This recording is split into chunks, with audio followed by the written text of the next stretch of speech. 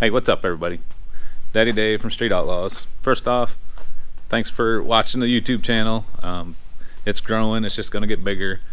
We're going to get better at it, and we took the first step. I bought some really nice equipment for Jake to use, so we're actually trying it out now. If you don't know or don't know already or haven't heard, I did crash the car down in Georgia at the No Prep Kings event. So we're going to do a full YouTube thing on the rebuild. And we're going to start by taking this thing apart. We're probably going to do that tomorrow. But tonight, I just wanted to go through the car, explain what happened, how it happened, and show you some of the carnage that occurred from this deal.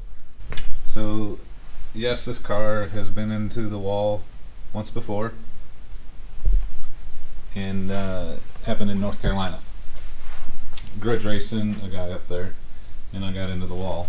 And I believe that's the only time this car has been crashed. I know I see everybody's comments online asking me how many times I have crashed a car. And I believe it's just that one time. Bob Tynan at Tynan Race Cars redid the car this winter. I think I covered most of that in videos or pictures or throughout the whole build. He did an amazing job, and as you can tell, the car did its job. I hit the wall about I'm going to say between 170 and 180-ish. And I walked out with not even a scratch.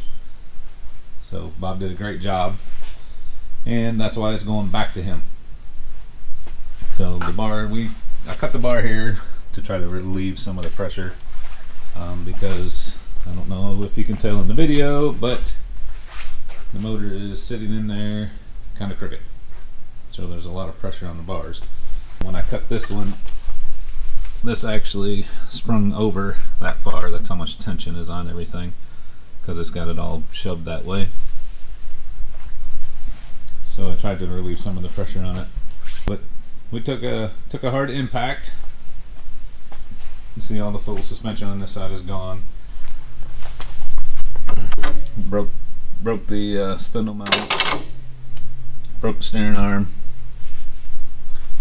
snapped the rod end off, and of course broke the strut cup and all that. Front wheel, actually when it broke off, hit right here, caved that whole deal in, and then the wall pretty much did the rest. So a little preview, a little video. We're going to rebuild this thing, and beyond a few haters' beliefs, I can drive.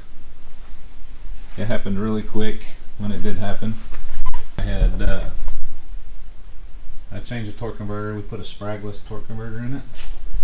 If you don't know what that means, it means when you let off the throttle, the motor acts as like a engine brake. So when you let off, the motor tries to slow down. It slows everything else down. So it actually, when I lifted, it locked the back tires up. Rookie mistake. I was watching Bob. He had got out on me, and I'd ran him down, and it was going to be really close at the finish line. So I was watching Bob, looking at the cone, looked at Bob, looked at the cone, and I was just really late on a parachute. Rookie mistake. I got no one to blame but myself for this deal. But I learned something from it. Just race your own race your own lane, be consistent at what you do and how you do it. And don't worry about the other guy. Me worrying about him didn't make me win. So I should have just paid attention to my lane, what I was doing, paid attention to my car, and what I should have been doing instead of watching him. It's part of racing. It happens. It'll probably happen again. I hope it don't, because this one hurt. So my fault, no one else's. I can drive. Never had an issue with not driving before. So beyond everybody's belief, and I keep hearing I should retire. I crash all the time, which I don't. I think I've only had one bad crash. This one wasn't bad at all. I didn't get hurt on it at all. So we're gonna do this to the naysayers and the haters, and we're gonna rebuild this thing, come back out. We did exceptionally well this season on the 405 OG show, and was looking to do something at the No Prep Kings events. Unfortunately, this is how we ended up. But we're going to try to get back, make a few of the MPK races, and see if we can't get this thing on top. So keep watching, stay tuned. We're going to try to cover every bit of this rebuild, put it on the YouTube channel, make it grow. So tell everybody, subscribe to it. We're going to have some giveaways. Pay attention, we're going to do this thing. Today's going to start the day of the teardown. We got to get the motor, transmission, a few other things out, and get it loaded up so we can take it to Bob and let him perform his magic on it. Bob did a really good job when he built the car and made it real simple to work on. So I'm going to reposition these GoPros and then we'll get started.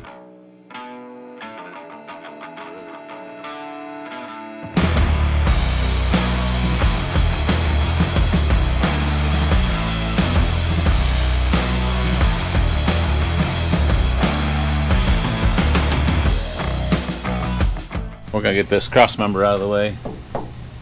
Tranny's still held in by the bell housing bolt, so if it moves, it shouldn't move real far, but we'll get this unbolted and get it out of the way.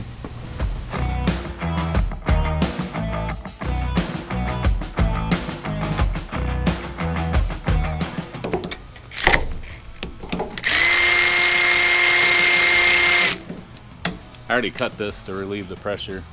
You can see how far it moved over. I don't need to take these bolts out, but I'm gonna have to anyways eventually, so.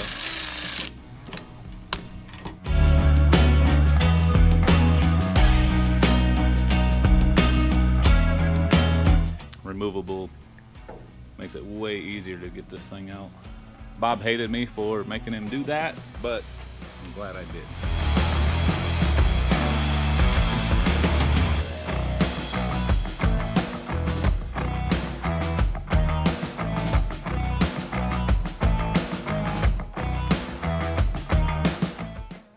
Two lines running up to my remote tranny cooler, so between rounds we have a cooler that we hook to. Pumps the fluid out of here, runs it through some coolers and puts it back up through here, which goes in through the torque converter and cools it off. Fluid still looks really good. When we were turbo, we'd have to change it every 5 or 6 passes because it would get burnt.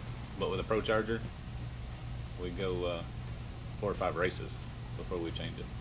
Get this jack up here, take some bell housing bolts, and this thing will fall right out.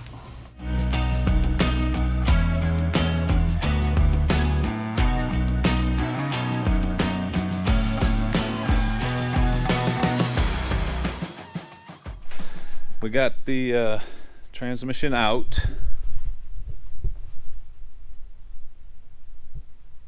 Short process, easy to do.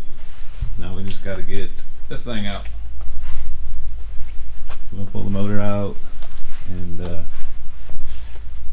get all the pieces rounded up and get this thing up to Bob so he can work his magic on it. This thing is about as easy as a transmission. Just unplug some wires, a couple bolts here and there, and snatch that thing out of there.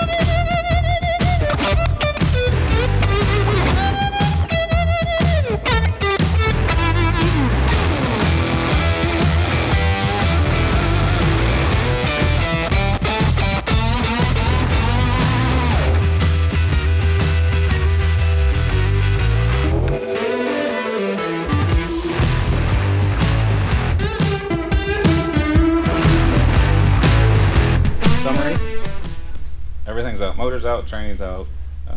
We welded our wheel on there so that we can now roll it to make it easily loadable. And we just got everything boxed up, motor, all our spare parts, tranny. We're gonna load this stuff up in the morning, head for Kansas City, Missouri, and to see what Bob has to say about it. We're on our 5.5-hour trip to Oak Grove, Missouri to drop the car off at Bob.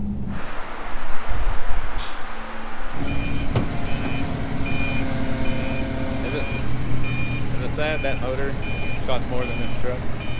A little bit.